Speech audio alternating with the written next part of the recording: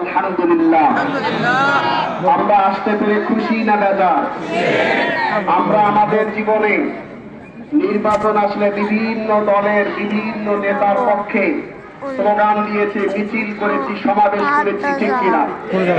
আজকের এই সমাবেশ, স্লোগান সম্পূর্ণ ব্যতিক্রম কিনা?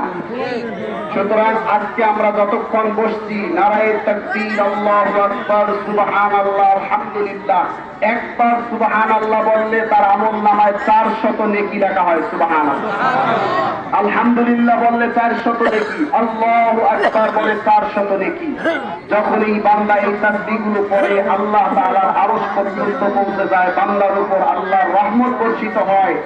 এই মাজলিসকে রহমতের ফেরেশতারা বেষ্টন করে নেয় এবং তারা এই বান্দাগুলোর জন্য, এই বান্দিগুলোর জন্য আল্লাহর নিকট দোয়া করতে থাকে। আল্লাহ তাআলা তাদের দোয়া কবুল করেন এবং এই বান্দা বান্দীদেরকে আল্লাহ পাক মাফ করে দেন। বলি সুবহানাল্লাহ। তাহলে এখানে আমরা আসতে পেরে শুধু দুনিয়াবি ফায়দা না, আখিরাতেরও ফায়দা আছে।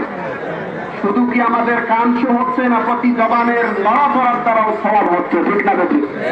সম্মানিত উপস্থিতি, আমাদের মাঝে উপস্থিত আছেন আমাদের মহান নেতা, জননেতা জি.এম. রুহুল আমিন, উপস্থিত আছেন আলহাজ ফাইজউদ্দিন সাহেব, ওনারা কথা বলবেন।